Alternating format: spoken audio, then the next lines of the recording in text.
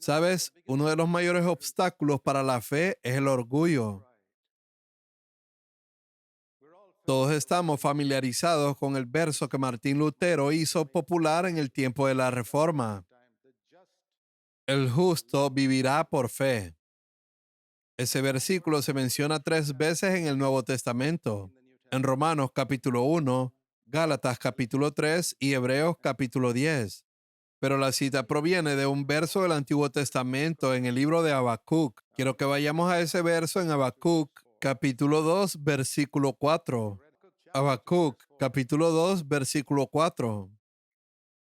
Quiero que mires este verso con cuidado. Aquí hay dos tipos de personas mencionadas que son lo opuesto uno del otro. No es el que tiene fe y el que tiene incredulidad. Ese no es el contraste que quiero que veas. Es el que tiene fe y el orgullo. Así es el orgulloso. En él su alma no es recta, mas el justo por su fe vivirá.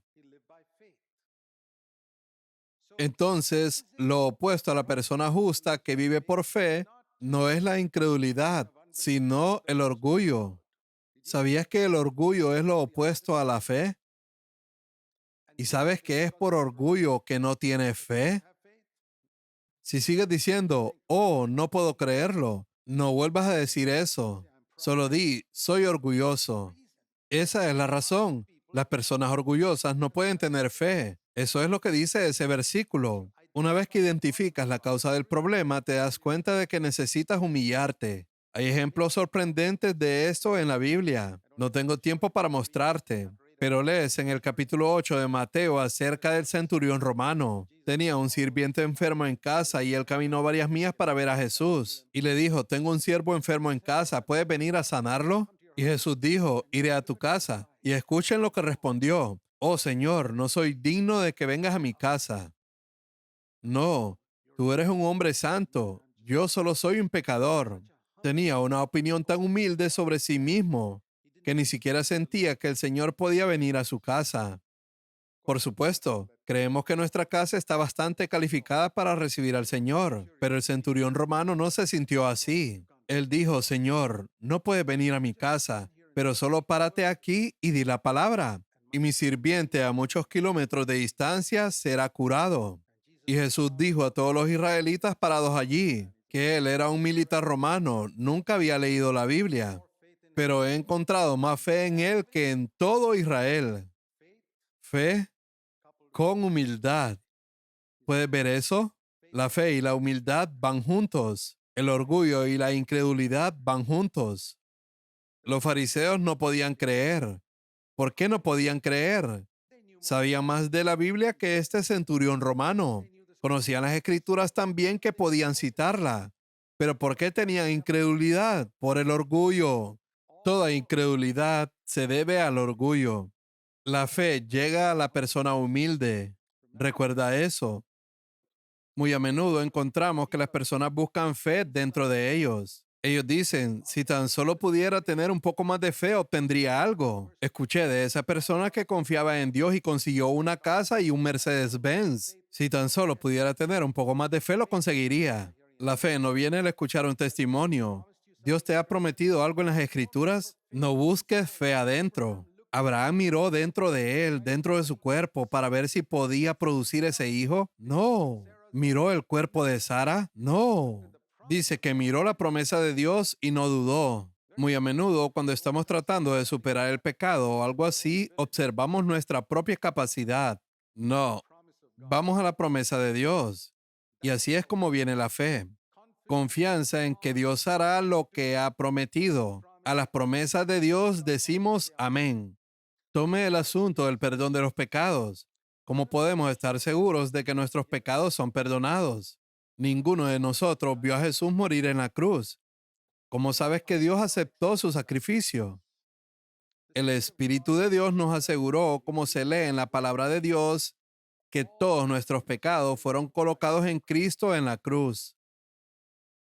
Cada cosa miserable que hiciste fue puesta en Cristo en la cruz. Y leemos en la palabra de Dios que ese perdón se ofrece libremente. Ese perdón, por cierto, se ofrece a todos en el mundo. Cristo murió por los pecados del mundo entero. Porque más del 90% de las personas en el mundo no lo han recibido porque no creen, no tienen fe. Este es el primer paso de fe. Ahora, ¿qué significa cuando dice por gracia eres salvo a través de la fe? Esto es lo que significa en términos muy simples. La gracia es Dios que extiende su mano del cielo y dice que tiene perdón para ti, salvación de mi ira y juicio.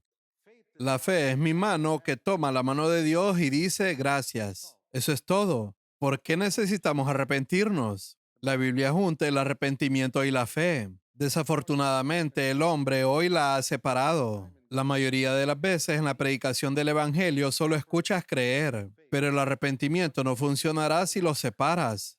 Romanos capítulo 10, versículo 17 dice, así que la fe viene del oír y el oír por la palabra de Cristo. Toda la Biblia es la palabra de Dios. Pero cuando dice sobre la palabra de Cristo, la palabra del Mesías, eso se refiere específicamente al Nuevo Testamento. Si podemos escuchar las promesas del Nuevo Testamento y lo que Dios está diciendo, así es como la fe viene, al escuchar lo que Dios está diciendo. Desafortunadamente, la fe para muchos cristianos de hoy viene al escuchar el testimonio de lo que Dios hizo por alguien. Y eso puede causarte muchos problemas. Puede frustrarte cuando no experimentas lo mismo. La fe no viene al escuchar un testimonio. Un testimonio puede confirmar la fe que ya tienes, que obtienes de la palabra de Dios. Pero si pones tu fe en algo o esperas obtener algo porque escuchaste el testimonio de alguien en la televisión o en un mensaje, esa no es la base de la fe, te lo digo, se sacudirá. La fe del nuevo pacto viene al escuchar la palabra de Cristo. Miras la palabra de Dios y ves lo que Dios te ha dicho. Y si no meditas en la palabra de Dios, no vas a tener fe. La razón por la cual mucha gente es débil en la fe es porque no meditan en las promesas del Nuevo Testamento. Hay una fe que la gente tenía en el antiguo pacto. Leemos sobre algunos de esos hombres en Hebreos capítulo 11. Ellos vivieron por fe, desde Abel en adelante hasta todos los grandes hombres y mujeres de Dios en el antiguo pacto. Pero al final de Hebreos capítulo 11, leemos este verso. Hebreos capítulo 11, versículo 40. Siempre debemos recordar esto cuando leamos Hebreos capítulo 11. De lo contrario, te perderás algo. Dice al final del capítulo, Dios ha provisto algo mejor para nosotros. Si tu fe se eleva al nivel de cualquier persona del Antiguo Testamento, te perderás lo que Dios tiene para ti en el Nuevo Pacto. La fe en el Nuevo Pacto es mejor que la que tenían en el Antiguo Pacto. Y luego, cuando piensas en eso, pregúntate, ¿qué tenían en el Antiguo Pacto? Las cosas descritas en Hebreos capítulo 11 son realmente sorprendentes. Dividieron el Mar Rojo, derribaron los muros de Jericó, pudieron detener el sol, pudieron cerrar la boca de los leones, incluso Elías y Eliseo resucitaron muertos.